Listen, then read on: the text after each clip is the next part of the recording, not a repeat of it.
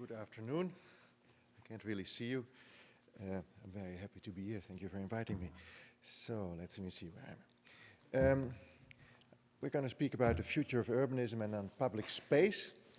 My lecture is called Urban Driftwood and Black Holes. I'm not sure if urban driftwood is the correct word, but I like to be a bit sloppy sometimes because maybe we find something by doing that.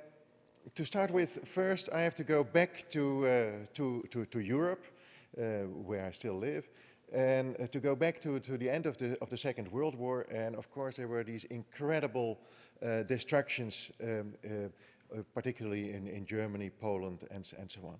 And here we see two policemen looking at what is remaining of a public space in the Tiergarten in Berlin. So, of course, the debate in Europe was and still is dominated by the idea of reconstructing these traditional urban spaces. And particularly Rob Creer's book Stadtraum, I think it's called Urban Space in English, is an example of that tendency.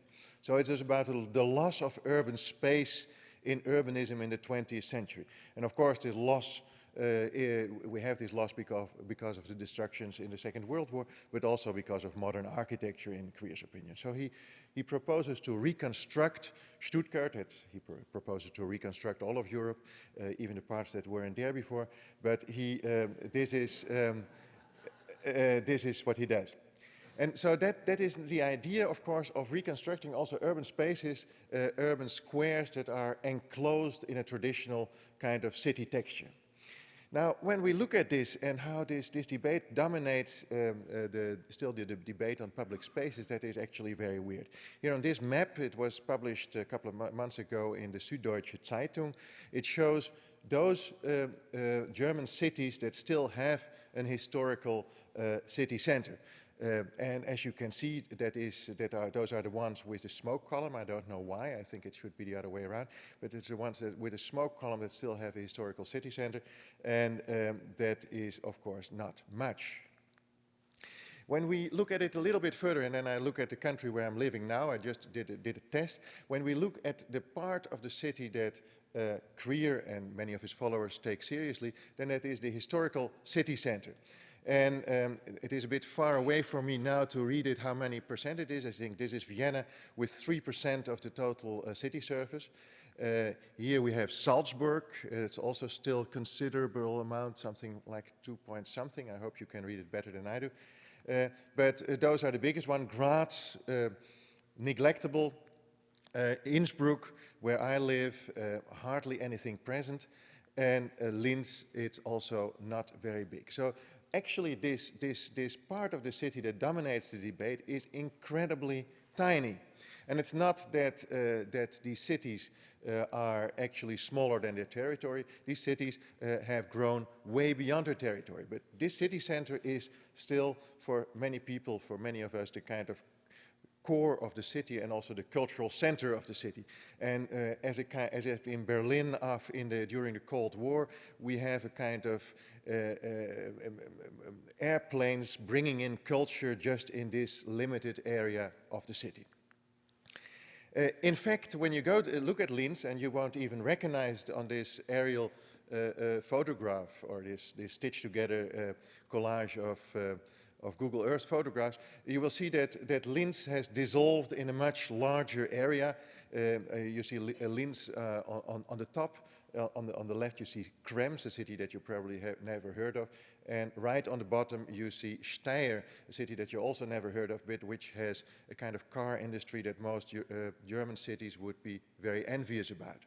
There is ZF, there's BMW engines, there's MAN trucks, etc., etc. So this all happens in the province of Austria. And here you see this area and how it's developing. So you see here this whole area, and you see how Linz has disappeared in this new metropolitan region, one might say. And this is the way how it will grow until, let's say, 2020. So you can see that this inner city of Linz is really a marginal aspect of the whole urban region. Most interesting thing is you see this white zone on the bottom. that is a nature reserve. And you can see that it's actually a very bad idea to tell that a place is a nature reserve because it attracts a whole lot of housing and people that want to live there. So let me go to the reality of this European city. What does that mean for public space? Public space is not just a space that is defined by physical frame, but it's also, of course, defined by what people are doing in there. And this is a series of photographs of the Netherlands, of Princen, artificial Arcadias, and you see all kinds of strange activities that people carry out in their free time in forests. And actually, this is not nature. This is a form of production forest. And as you can see, one of the things people like to do is drive around in very small four-wheel drives. And how do these people know that they can do that there, and how do they meet and that they can do it with these kind of cars? Not because they have a club or an association or something, but there are small groups of people that have websites and that post coordinates on that. Here, I have no idea what this person thinks he or she is doing. But it is something somebody is doing in a public space. And it also shows that, let's say, I don't think most of us won't do this. And I think that is really important, the kind of groups, the audiences, as it's called in the brief of this panel, that use public space for very specific activities are getting smaller and smaller. It's not beautiful nature, it's not beautiful spaces. This is a former waste dump that is used in the Netherlands for ski practice when and also to train on mountain bikes. Or here, this is in fact a nuclear waste dump in the Rotterdam harbor with windmills in the background, and people that have imported these dune buggies from the United States like to drive around there. It's also used, this area, for many other activities, like this. People working around with fishing rods that are actually not fishing, there's no water. This is not about fishing, this is about throwing the lead as far as they can. These are ornithologists that have a regular job, but once one of them sees a rare bird in the Netherlands, sends an SMS to all of them, they jump in their car and jump on the bird that should be somewhere there in the middle. So you can see that there is this incredible dispersion of public spaces. It's not very different in the United States. It's a bit respectless to call this urban driftwood, but these are photographs after Katrina in Houston by Bart Princen. And then I confront that with the black holes in this metropolis. Because all this debris is confronted with these enormous black holes. These are new collective spaces, multifunctional spaces like the Astrodome, the original example of this. You can see the inventors of it looking at it.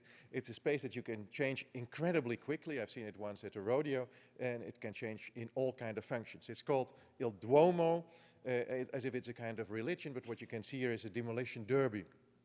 There's a Superdome, of course, in New Orleans that attracts all this driftwood in a way during Katrina. It can also take up all kinds of different events in it until the Pope comes. There are these incredible buildings like Lakewood Church, 16,000 seats, 25,000 people per week. There are even people that say it's 45,000, huge masses, huge events.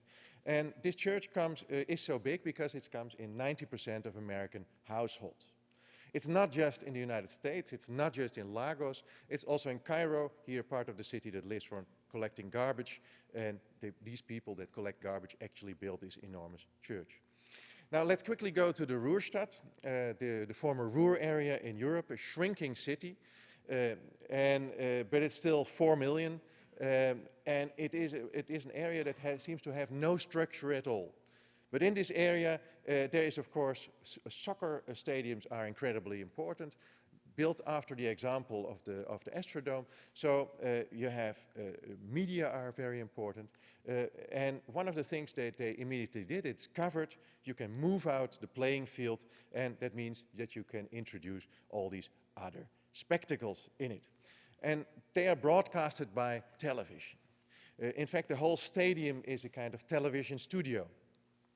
There are also other things like the skiing center, that is an indoor skiing center in there. So in fact, what you can see is that there is a tendency of hybridization of, let's say, public spaces with the media.